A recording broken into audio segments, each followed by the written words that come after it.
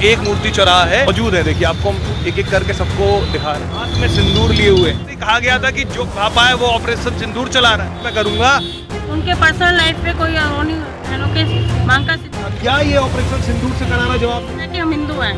जो बौखला गए लोग पाकिस्तानी बोले कि वो तो अपने घर में चूड़ियां पहन के बैठ ही गए। अब इतने सम्मान वाले पात्र थे तो वो सारी दुनिया में सब जगह उनको बदनाम क्यों था? वो क्यों कहे जाते थे कि वो आतंकवादी करते हैं और धोखा लोग मारे गए थे? क्या वो पूछ के मारे गए थे? नेशनल कॉन्फ्रेंस की है, वहाँ इलेक्शन हुआ तो ही इतना कचरा मच गया। 2047 का मतलब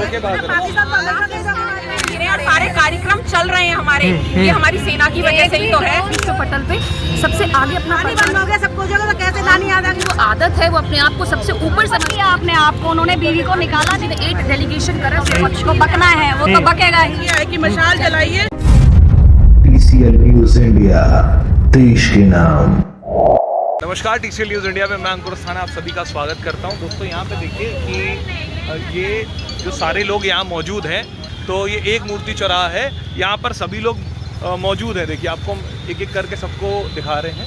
देखिए, और ये जो सारे लोग हैं ये हाथ में सिंदूर लिए हुए हैं। देखिए हम लोग सिंदूर यात्रा निकाल रहे हैं। ठीक है, तमाम सवाल किए गए थे। कहा गया था कि जो खुद अपनी पत्नी के मांग में सिंदूर भर के रिश्ते को नहीं निभा पाए वो ऑपरेशन सिंदूर चला रहा है। तो आम जनमानस से इन वो महिलाओं से बात मैं करूंगा जो बताएंगी कि भाई ये जो ऑपरेशन चला वो कितना अहम है विश्व को दिखाने के लिए, और मोदी जी की बात पर जो जिस तरह से बात की जा रही थी उस पर। तो ये मैम क्या नाम है आपका? मैं दादरी चेयरमैन गीता पंडित जी। इधर ये जो कहा गया कि जो अपनी पत्नी को मांग पे सिंदूर भर के उनको छोड़ के चले आए वो चला रहे हैं ऑपरेशन सिंदूर, तो आप उस पर क्या कहेंगी? नहीं, उससे उनके पर्सनल लाइफ पे कोई वो नहीं होना चाहिए। वो उनकी पर्सनल लाइफ थी कुछ भी, लेकिन उन्होंने भारत के लिए जो करा, जिस तरह से उन्होंने हमारी बहनों के मांग का सिंदूर उजाड़ा था, हमारे आदरणीय प्रधानमंत्री जी ने उसी तरह से आतंकवाद को खत्म करा और उनके भी सिंदूर उजाड़ा है। सिंदूर उजाला है। अच्छा, जो जिस तरह से प्रधानमंत्री नरेंद्र मोदी ये कहते आए हैं कि हमारी सेना का दम इतना है और वो दिखा देगी कि हम क्या हैं, और उन्होंने कहा था करारा जवाब मिलेगा। क्या ये ऑपरेशन सिंदूर से करारा जवाब मिला है? नहीं मिला है, क्यों नहीं मिला है? उन्होंने बदला नहीं, उनके घर में घुस के मारा है उनको भी कि उन्होंने हमारी जाति पूछी, हम बता के मारा है, हमने उन्हें बता के मारा है कि हम हिंदू हैं। पाकिस्तान के प्रधानमंत्री शहबाज शरीफ कह रहे हैं हमने गिरा दिया राफेल, और वो जश्न मना रहे हैं। और जब वो जश्न मना रहे हैं वो पूरी दुनिया में बता रहे हैं कि हमने भारत को जो है वो जवाबी कार्रवाई में उनके राफेल 5 गिरा दिए। क्या कहेंगी आप? वो बौखला गए हैं, वो बौखला गए हैं, उन्हें समझ ही नहीं आ रहा कि हम करें क्या। वो टकरा किससे रहे हैं? वो शेरों से टकरा रहे हैं। भारत की जो सेना है, भारत की जो वीर जवान है, उन्होंने इतना शानदार काम किया है कि पूरे देश में इतनी बढ़िया हलचल हो गई है, और गर्व से हम सब का सीना फूल रहा है कि हम सब इतने अच्छी तरीके से जीत रहे हैं कि ये जो बौखला गए लोग पाकिस्तानी, उनका मतलब क्या बोले कि वो तो अपने घर में चूड़ियां पहन के बैठ ही गए। अब वो कुछ नहीं कर सकते, भारत का मुकाबला कर ही नहीं सकते। हमले कर रहे हैं वो नॉर्मली छुप के कर रहे हैं, सामने तो किया ही नहीं ना उन्होंने। रात को कर रहे हैं, उसमें आंधाधुंध गोलियां चला रहे हैं। उससे क्या हुआ? वो सामने आके कहाँ वार कर पा रहे हैं? अगर वो सही है तो सामने आके करें ना। वार तो हमारे हिंदुस्तान से वार हुआ है ना। जो सीधे उनके टेररिस्ट अटैक किए, उनके जहाँ के ठिकाने थे उनको मारा गया है सीधे। 9 ठिकाने शुरुआत में किए थे। हाँ। एक लश्कर तैयबा, हिजबुल मुजाहिदीन और जैश ए मोहम्मद। हाँ, 3 आतंकी संगठनों पे लगा। मारा तो था। उनके लिए वो लोग कहते हैं हम आतंकवाद के खिलाफ हैं, लेकिन उनके जो आतंकी मरते हैं उनको सेना जाके सम्मान दे रही है। तो वो कैसे? आपका दोहरा चरित्र नहीं है ये? वो उनका दोहरा ही चरित्र हो गया। जब भी तो कह रहे हैं अगर वो इतने सम्मान वाले पात्र थे तो वो सारी दुनिया में सब जगह उनको बदनाम क्यों था? वो क्यों कहे जाते थे कि वो आतंकवादी? एक बात बताइए, जब वो लोग मारे गए थे क्या वो पूछ के मारे गए थे? जी नहीं मारे गए ना, पूछ के तो नहीं मारे गए। लेकिन जब उनके मरने के बाद यहाँ पे मोदी जी और सारी दुनिया हंगामे काट रही थी, उन्होंने उसका जवाबी कार्रवाई की है। उन्होंने कोई छुप के काम नहीं किया। उन्होंने कहा सलाह से सब कुछ करके किया है। उन्होंने कहा कि इस बार तो चलो हमने थोड़ा रहम कर भी दिया, आम जनमानस को वहाँ को छोड़ के जनता और सेना को टारगेट नहीं किया, लेकिन अब कोई आतंकी हमला होगा वो एक्ट ऑफ वॉर होगा, ये बात आपने सुनी है। अब इसका मतलब क्या पाकिस्तान नक्शे से मिटने की तैयारी में है? सर देखिए, मोदी जी ने अगर डायरेक्टली सबको तबाह करने का डिसीजन नहीं लिया तो वहाँ भी ह्यूमन ही रहते हैं, वहाँ भी इंसान है, वहाँ जो लोकल आदमी रह रहे हैं, लोकल ह्यूमन रह रही है, लेडीजें रह रही है, उनकी तो कोई गलती नहीं है ना।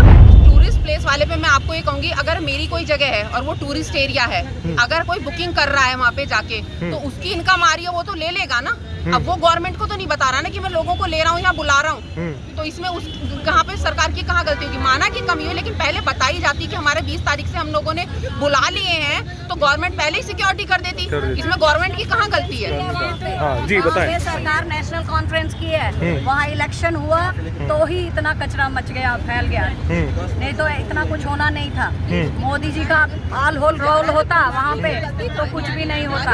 और मोदी जी ने पहले वार्न किया हमें, वो आतंकी सौंप दो, बहुत बार वार्न किया उनको, नहीं सौंपे उनको आतंकी, तब उन्होंने ये सब उन पे बेसमेंट उनका उड़ाया, सब उड़ाया। तो वो हमें बोल रहे हैं कि बेसमेंट हिंदुस्तान का उड़ाया है। आदमपुर में जाके मोदी जी ने जवाब दे दिया, उसका दे दिया ना। और अभी भी डेलीगेशन जा रहा है, सभी सांसद प्रतिनिधि जा रहे हैं, हर एक जगह जाएंगे और अपने आप को प्रूव करेंगे कि हम सही हैं। धोखेबाज है, धोखे से हमला करते हैं और धोखा धर्म पूछ के करते हैं। हम तो धर्म बताकर उन पर हमला कर रहे हैं, धर्म बताकर।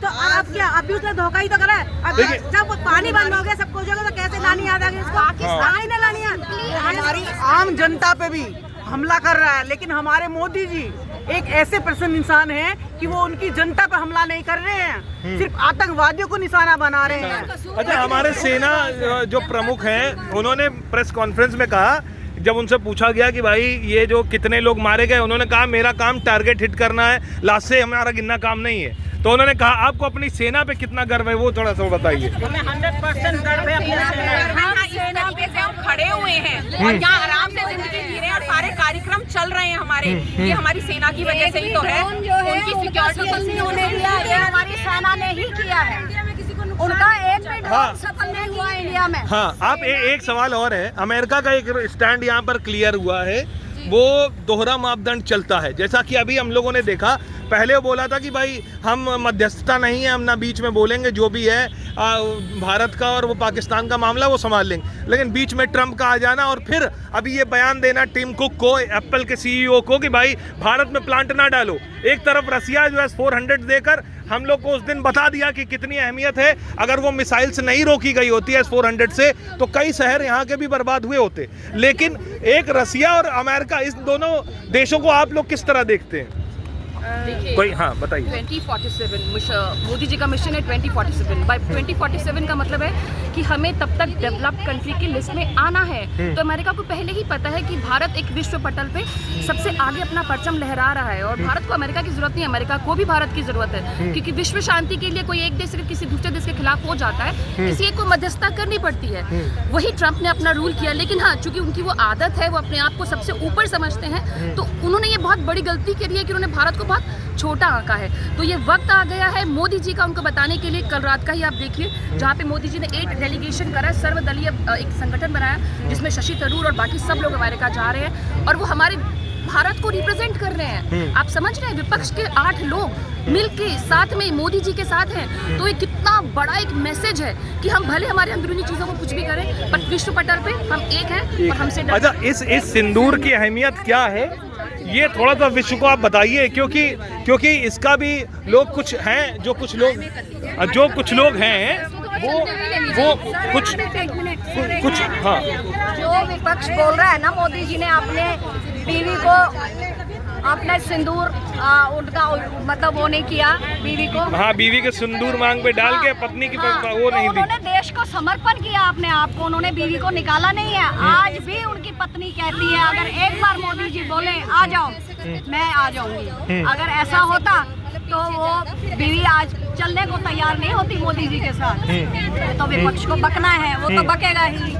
26/11 हुआ, तब कैंडल मार्च हुआ, शांति समझौता हुआ कि भाई शांति समझौता, लेकिन इस बार जिस तरह से यहाँ पे मोदी जी ने पाकिस्तान को फिर एक बार तगड़ा जवाब दिया है। पाकिस्तान डरा है कि नहीं डरा? डरा है, बिल्कुल डरा है। फिर भी कैंडल नहीं, अभी मशाल जलाने की जरूरत है। मोदी जी ने वही किया है कि मशाल जलाइए जो ये ऑपरेशन